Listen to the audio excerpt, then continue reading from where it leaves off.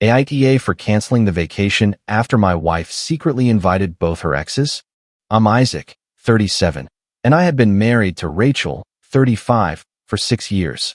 I was the person in our marriage who checked flight times twice, saved confirmation emails, arranged the dog sitter, and made sure nobody arrived at a rental house without the door code.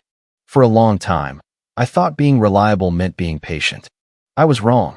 There is a difference between being dependable and being treated like a wallet with luggage. When Rachel and I first got together, I loved how social she was. She could walk into a quiet room and make people feel like they belonged there. She remembered birthdays, introduced shy people into conversations, and somehow kept friendships that most people would have let fade. That included former partners. At first, I respected it. I didn't believe marriage required pretending neither of us had a past. Rachel had dated Jordan seriously when they were younger, and she had been married to Blake for a few years before we met.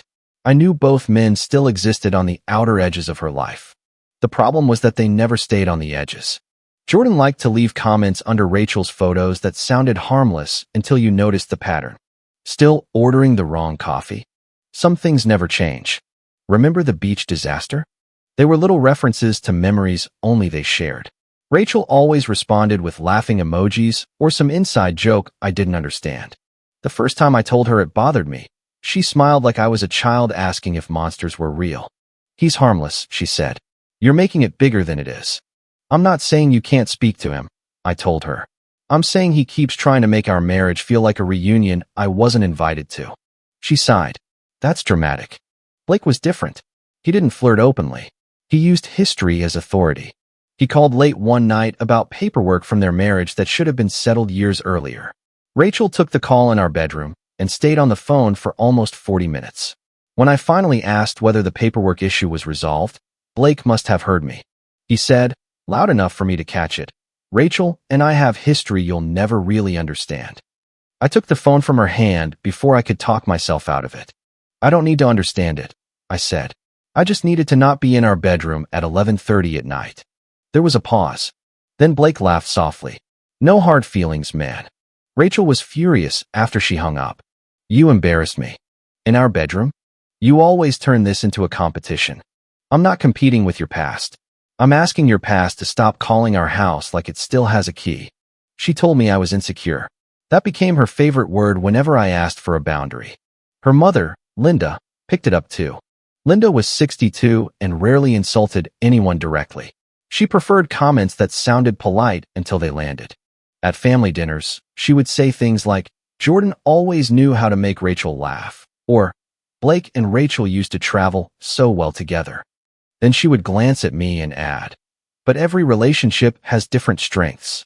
Once, when I asked her not to compare me to Rachel's exes over dinner, Linda smiled into her wineglass. A secure husband wouldn't mind. A respectful family wouldn't test that in front of an audience, I said. That ended the conversation for the night, but not the pattern. Rachel later told her cousin Serena that I had gotten weird again. By the next family gathering, 3 people were making jokes about how carefully they should speak around me. I should have pushed back harder then. Instead, I tried to keep the peace.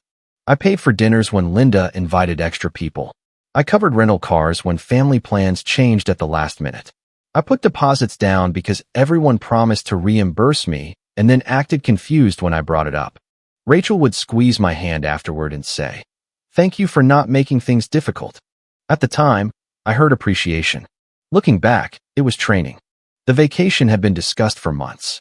It was supposed to be a large family trip with Rachel, Linda, Serena, 2 aunts, an uncle, and a few family friends. Rachel pitched it as a chance for everyone to relax together without holidays or birthdays creating pressure. I agreed on 2 conditions. We would have a clear guest list, and people would pay their share. Rachel agreed immediately. Then the planning became mine. I bought the airline tickets for Rachel and me and helped coordinate several others on the same itinerary. I paid the vacation rental deposit from my personal checking account because the cancellation deadline was approaching. The rental car was under my driver's license and credit card. I booked a large dinner that required a non-refundable deposit, 2 activities, and travel insurance tied to my email. Linda told everyone she was organizing the family getaway. I was organizing the getaway. She was sending cheerful messages about matching dinner clothes.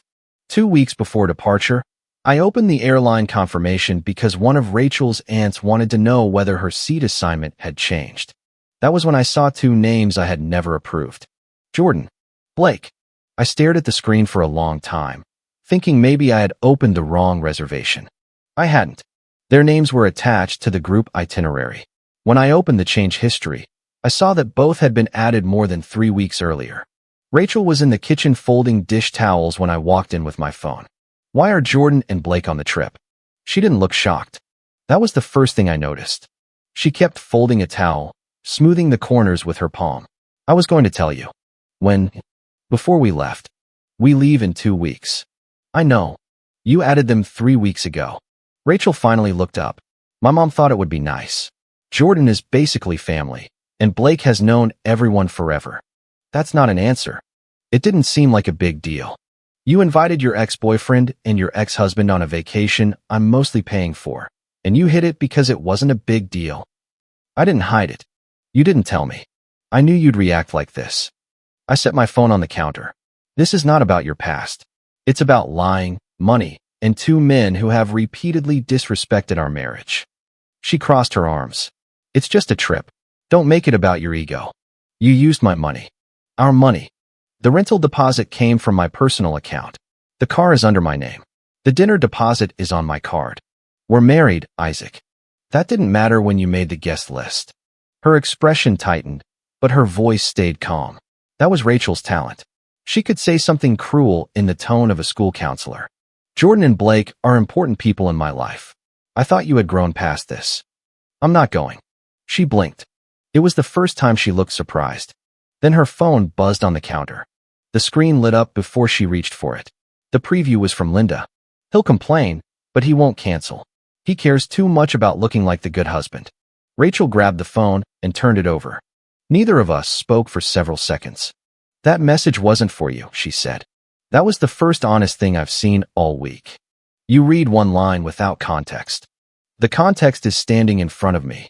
She stepped closer. Don't do anything stupid. I almost laughed. Not because it was funny, but because she still thought the danger was that I might embarrass her. She wasn't worried about what she had done. She was worried I might stop playing my assigned role. That weekend, Linda hosted brunch. I didn't want to go, but Rachel insisted we should clear the air like adults. I agreed because part of me still hoped she would correct the situation in front of the same people she had misled. The dining table was crowded with coffee cups, half-eaten pastries, eggs going cold, and people pretending not to watch me. Jordan was there. Blake was there too. Rachel had told me neither would be. Jordan leaned back in his chair and smiled. No hard feelings, right? I thought we were all adults. Blake looked at his coffee.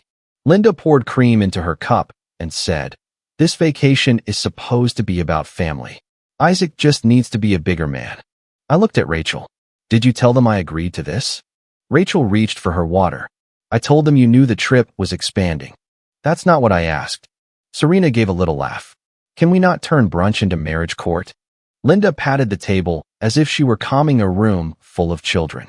A secure husband would be able to enjoy a family vacation, she said. But if he can't handle it, one of them can take his seat. At least Jordan and Blake know how to have fun. A few people laughed. Serena was one of them. Rachel did not defend me. She didn't even look uncomfortable. She sat there with her hands around her coffee cup, waiting for me to swallow it like I had swallowed every smaller insult before. I looked at Linda. You mean the seat I paid for? She waved one hand. Oh, please. You barely helped. This is a family effort.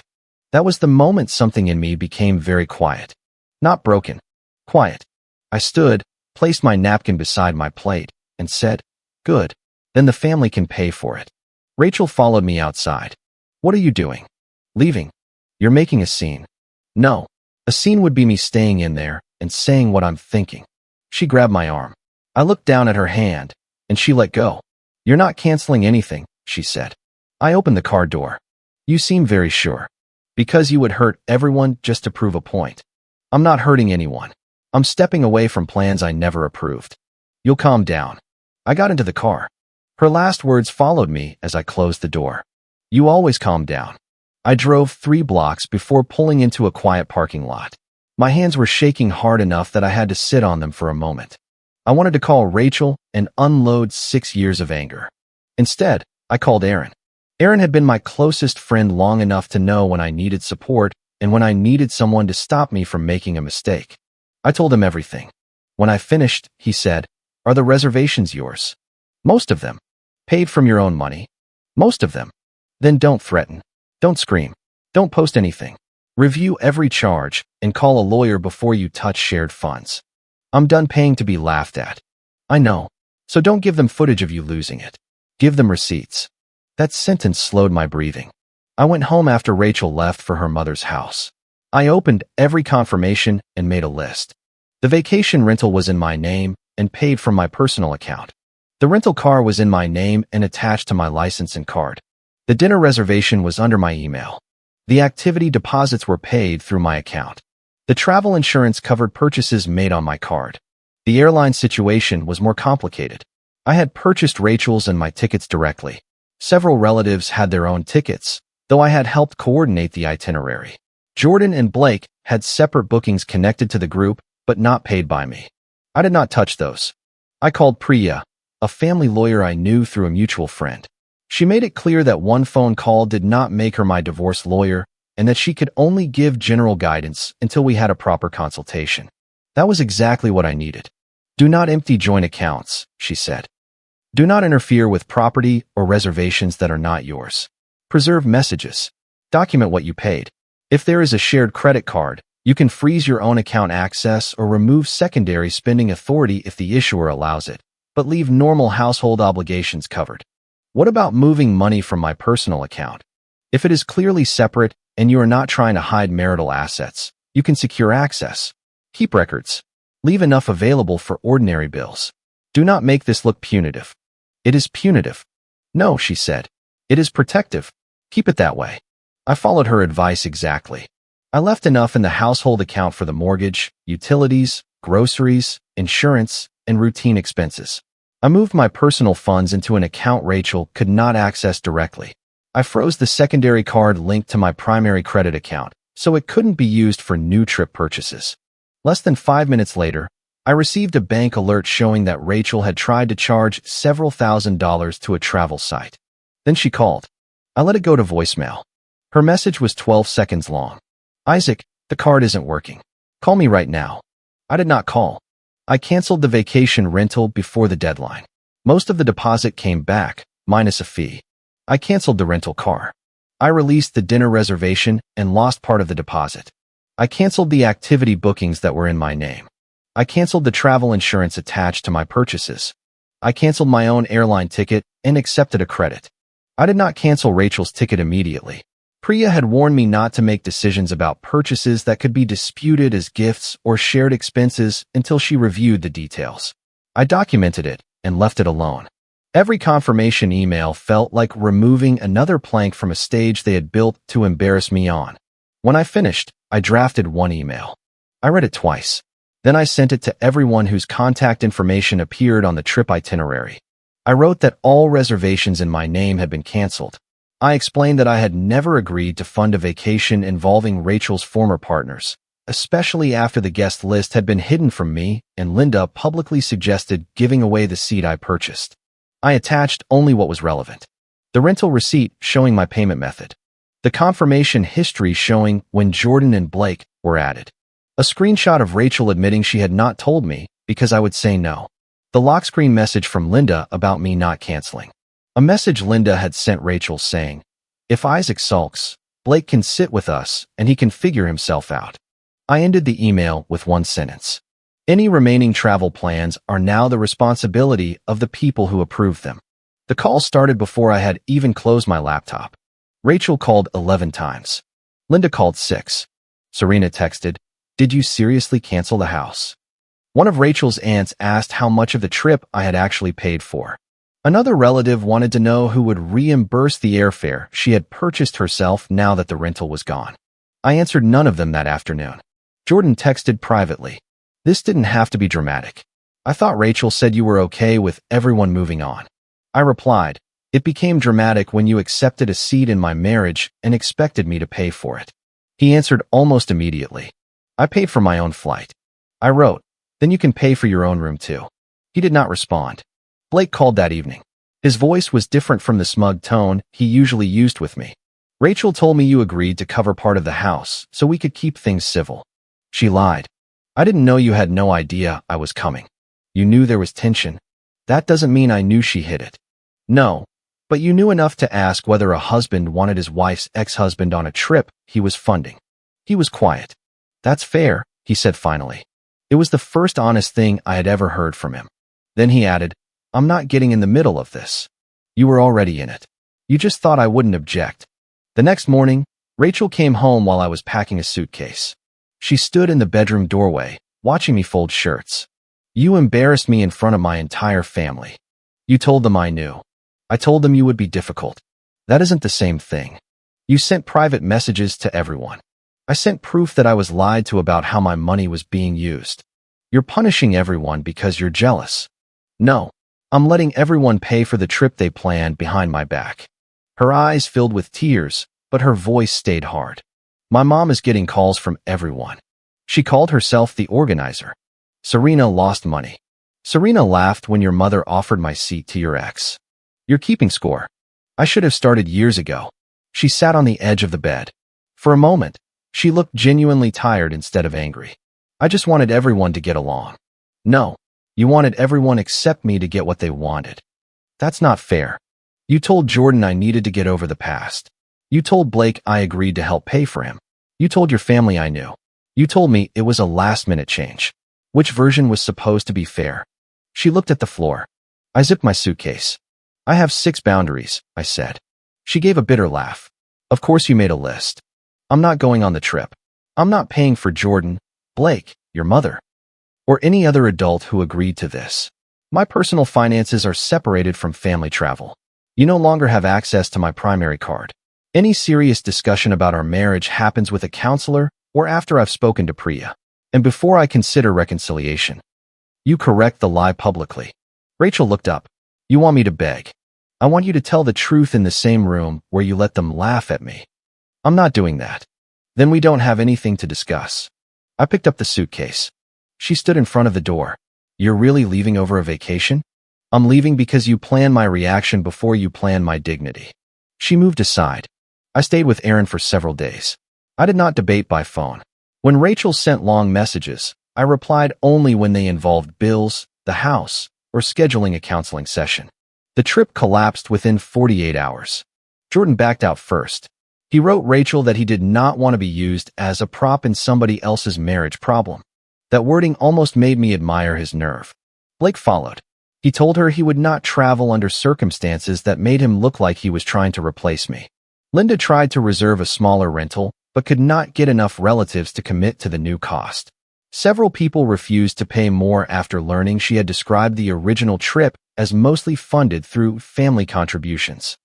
Serena called me. Her voice was much quieter than it had been at brunch. Wait, she said. You paid for the rental too? Yes. The car? Yes. The dinner deposit? Yes. Almost everything.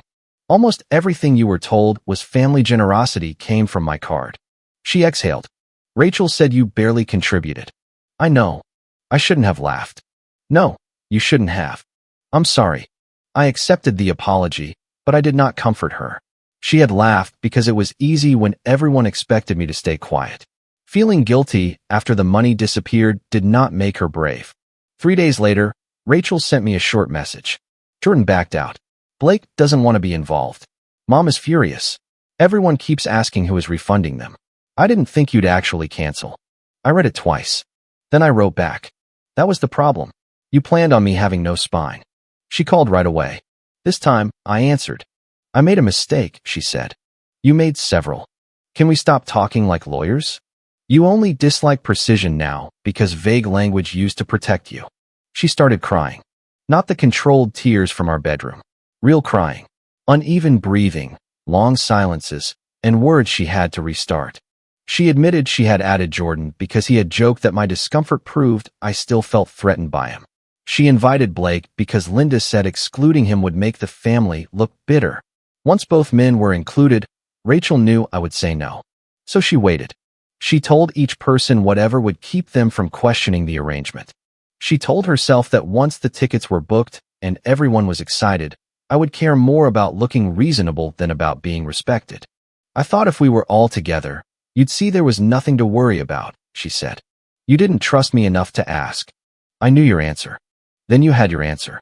She was quiet. Are you divorcing me? I'm meeting with Priya. That's not an answer. It is the only answer I have right now. We attended 2 counseling sessions. In the first, Rachel spent most of the hour explaining why she felt trapped between me and her family. The counselor asked what she had done to protect our marriage while feeling trapped. Rachel said she had tried to keep everyone calm. The counselor asked, did keeping everyone calm require lying to Isaac? Rachel had no answer. In the second session, I asked her whether she had corrected the story with her family. She said she had spoken privately to Linda. That wasn't the boundary, I said. You want to humiliate me. I want you to repair the public lie publicly. I already told my mom. Your mother was part of it. Rachel refused again. That settled more than the trip ever had. The legal process didn't happen overnight. Priya reviewed our accounts, advised me on documentation, and helped me understand what separation would mean. I did not drain accounts or lock Rachel out of the house. We divided routine expenses in writing and stopped using each other's cards. I moved into a temporary place while we worked through the next steps.